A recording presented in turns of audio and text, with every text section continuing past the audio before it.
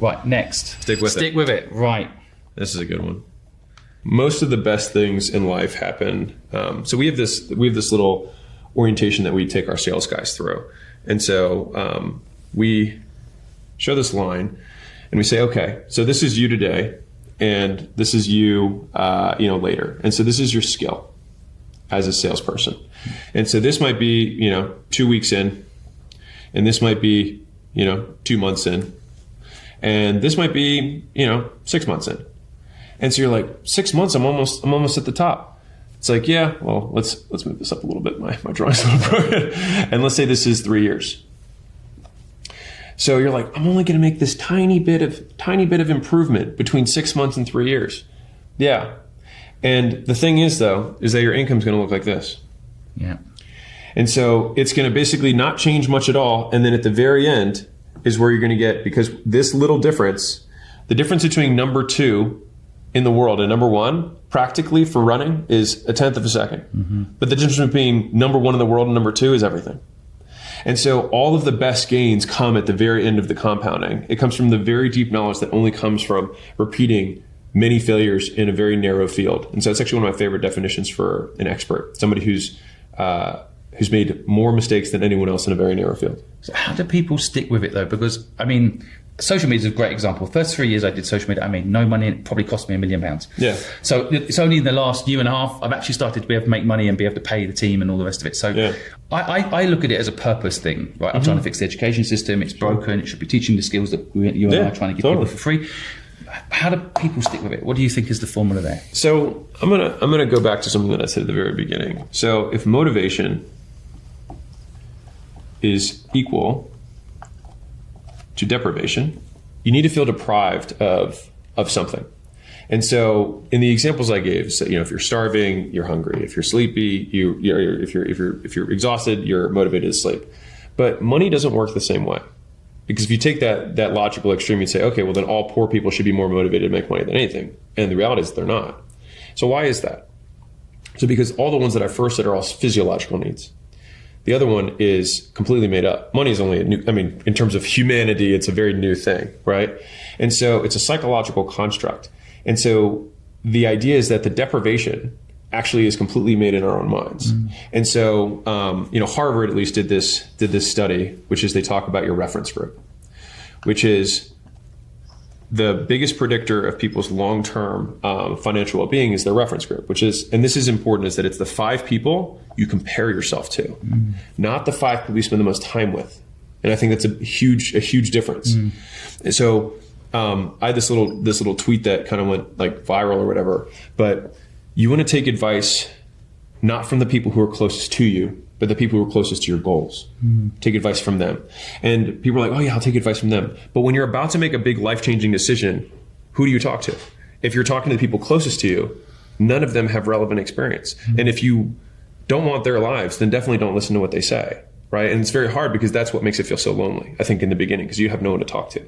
And so that's why I'm such a big believer in heroes and mentors. So mentors are people who actually interact with you, but heroes are just like, what would Warren Buffett do? Some people are religious. What would Jesus do? Whatever your thing is, right? Like, who's that ideal? And sometimes, one of my favorites is like, what does the ideal version of me do? What's the person I want to become do? And all of it is, again, around doing. Because if I do those things, like, I might not be a patient person, but if I pretend to be patient for 5 years, people start calling me patient. I might actually be patient because all I did was patient things, even though I don't feel patient, right? And so it's like, we can change basically how we feel, and what we do don't need to be connected at all. So you can feel horrible and still do things and be kind. And people, like, you can feel like a very nasty person because of the things that you think and the things that you want to do. But as long as you don't do them, then the only thing the world will ever judge you on, or at least the only thing that I would ever judge you on, is what you do. And so it's like, okay, motivation, deprivation. So back to this. So in my opinion, I've always struggled with this question the most because it's never been an issue for me. And I think, and that's why it's one of the hardest things that I have to translate to somebody else. So everything that I have is more around, how do I translate how I see it more than this was the series of steps I followed to become motivated. I was so afraid of failing and being deprived, right? I was so deprived of respect, or at least how I perceived it. Not continuing was just never a choice. And I always used to think, when I was like, the earliest days of the gym was really tough for me. I was sleeping on the floor, all the whole story, right? And And it sounds cool in retrospect, but when it's like you're sleeping on the floor of a gym because you can't afford 2 places, and you've got kids the same age as you who are partying on the rooftop of your gym, because it was below a parking garage where my gym was. So it was a parking garage, with like these cars would drive over the top, like, and it was concrete and metal, so it sounded like a gunshot, and it would happen all night long. So I couldn't sleep, but I'd have to wake up at 4 to teach the 4:30 class, and I taught all the classes, so I taught 8 classes a day. But then I also ran the whole business. I had 0 employees. So I did all the billing, I cleaned it, I fixed the equipment, I marketed and got leads, I did everything. I didn't know that employees were a thing. That's why I have it as one of the steps. I had no idea. And so the thing is that whenever it would be really hard for me, I would always think to myself, as long as I don't quit, I win. Mm-hmm. And so like, if I just keep going, I just have to survive. And so just kind of approaching it from that perspective, because the more painful thing was the idea of going home a failure. And I just couldn't do it. I was like, I would rather die. And I think thinking through like past human experiences, which is, okay, across all the globe, slavery has happened everywhere. Mm-hmm. And slaves for their entire lives, for thousands of years, had to work all day, every day, and they had no opportunity. They had to work all day, every day, but there was no upside. They just had to work all day, every day, or they die or get killed or whatever. Mm-hmm. And so I was like, if they can do it with no upside, I can absolutely do it with the chance that I can win. Mm. And I think seeing business as an infinite game is what was a huge perspective shift for me, which was there is no number one in business. And this was something that was like really like, it's for anybody who's listening to this, I think it's powerful to understand, is if I were to say, hey, who's the richest man in the world 30 years ago? There's a couple Japanese guys, because the Japanese economy was booming at that time.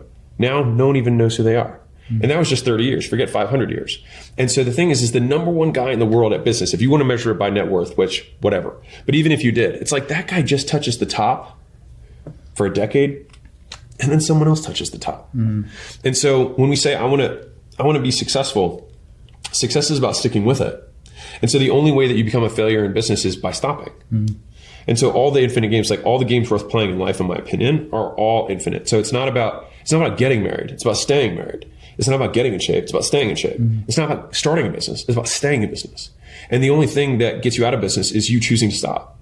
And I think that's a very powerful frame, because it puts it 100% in your control. And so as long as you keep trying, you're still in business. And I think a lot of people give up so much. They give up just on the idea of a negative comment or some snide remark from a friend of theirs, or their dad or their brothers, makes them trying to feel stupid for taking a risk that they were unwilling to take. And I think that's bullshit. And so, anyways, motivation comes from deprivation. And so, at least my number one rule for entrepreneurship is use what you've got. And so a lot of times there's a lot of social media stuff. I don't think there's anything wrong with it that talks about like, find your passion, find your purpose, find the thing that you love. And I think that's great. But if I were to go back in time, I can say that now from this lovely, position that I have. Mm-hmm. But when I started, my first business, I wasn't doing it because it was something I was passionate about. It was not this like sunshine and rainbows. It was miserable. And I had a lot of shame and a lot of anger. And so I didn't feel any of the butterflies, but that's what I had. And so it's like, I think you just use what you got. And if you need shame to get you going, if you need anger to get you going, then that fuel can change over time. But wishing you had a different fuel, I think, is what gets people in trouble. I think that's what stops a lot of people. Like, I should feel, it's like you should nothing. It just shouldn't exist. It's just, what do you have and what are you going to do? And I'll say the last piece is, there are trade-offs. And I think being able to name the price of the things that you want is super valuable. Yeah. Which is like, the cost of fame, for example, is privacy. Mm-hmm. You don't get that anymore. And the cost of you starting a business is, for me, it was like, I stopped being able to follow the football team that I used to follow. Mm-hmm. I stopped being in fantasy leagues with my friends. I stopped being able to go out to, the bar and drink and things like that. So there was a cost. Mm-hmm. And so the thing was just like, am I willing to pay that or trade that for this thing that I want most? And I think for some people, maybe you don't want that. Mm. And I think the thing is like, and that's okay. But I think the problem is where you want to have your cake and eat it too. Yeah. I want to have the 6-pack, but I also want to have cake. Mm. I want to. Well, you have dessert and you've got a 6-pack. Yeah, right. Well, you got to learn how to play the game. Yeah. But it's people aren't willing to make the trade. And I think that just comes down to the very bottom of everything. Like when I wanted to, there was a period where I wanted to get into Harvard's business school when I'd done 2 years of consulting, and that was what I thought was going to be my path. But I'm always very grateful for them, because on one of the application questions they had was, how will a Harvard MBA help your short and long-term goals? And I thought about it for like 3 days, and I realized that, well, I wanted to start a business. And so me start doing another 2 years of school, I could just start a business. Like that was the goal. And so I'm grateful that they asked me that question. But before I ended up getting to the application, I spent 4 months taking, I basically did 10 phone books of problems, because I read this research study on standardized testing, which said the score that you get, so for anybody who has standardized testing that they have to do, maybe you're a tradesman and you need a certification or something, it goes like this, which is score. So this is like score, number of problems. So basically, it was just a direct correlation between the number of problems that you did before taking the test was directly correlated with your score. And as soon as I saw that, I was like, oh, I'll just do all of the problems. And so I did 16, like it was huge. It was like, it was standing on the floor, books of problems, like the really thin Bible paper, like really thin paper. And so I did 4 hours a day of problems for 4 months. That's all I did. I just did problems. And so I got above Harvard's mid-score. And so for me, it was like, this is the only thing that I have to do. And this is what I care about most. And so they were like, how'd you stay motivated? It was like, I don't know. I just didn't have any other choice, because the alternative was something I wasn't willing to do. And I think a lot of people aren't willing to cut things. Like I'd say one of the things that's been, blessed with, if you want to say that, is I'm very willing to cut people and things out of my life very quickly. I think it's healthy to do that.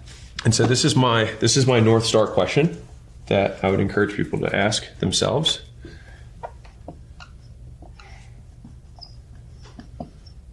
Does having X in my life increase the chance I hit my goal? That's my North Star question. It could look like it's taken off Twitter, but I get it. First of all, I feel a little bit emotional hearing you talk about that. I don't know why that's triggering something in me. Do you know what it is? Because I have the same problem trying to help people have a better life. They kind of got to help themselves. What do you think of this? Like, I think it's Pablo's cave, where people get brought a fish in the cave every day. And it's easier, right? They don't ever leave the cave, because that's what a salary kind of is. The food comes to you every day. And people have forgotten how fucking amazing it is to go out in the rain with your mates and hunt. Or go together and make the food, and men and women made food. Men and women went out hunting in the old days. But like there was no fridge. There was no get up and eat shit. There was get up and go out and make shit happen. And you know what it is? I think that, and it's absolutely fine if people don't want to do it, but I don't want people to say they can't be an entrepreneur or they can't sell. I want them to be honest. They can't be bothered. And I think the key is, and you describe your story, I have a similar story. I love the hunger I have from the deprivation that I had. The Vikings used to land places and burn the boats that got them there. Then they got no fucking choice. And I think that's what people need to do. If they really want to do it, they need to burn the boats that got them. They can't go back to the cushy job, that middle class life. That's it. You're in or you're out. And then, like you say, you got to figure out what you're going to cut out that isn't going to give you the goal you want. So, especially in the beginning, you have limited resources, right? You have limited time because you have no leverage. You have no one helping you, and you probably don't have that much money. And so, time is the only thing that you have that you really have to be really careful with. And so, what are the activities? Does this activity, like drinking, for example, does this increase the likelihood that I hit my goals? That's it. Does it increase the likelihood of my goal? Does having these friends in my life increase the likelihood of hitting my goals? And the answer is usually pretty obvious. It doesn't. And then the thing is that most people are, again, just cowards. Is that they're not willing to just make the cut. But I'm pretty sure you live the same framework that you did when you were younger. Like, I act like I've got no money. Like I don't. This is Gucci. Right, I'm sure. That's what I mean. I think people get comfortable as they grow as well. But I think people, the motivation thing really gets me, because sticking with it, which is the theme around this, is altered down to perhaps limiting your choices, not increasing them. Some people have too many choices. Die on the hill. Go for it, and people don't do it. So.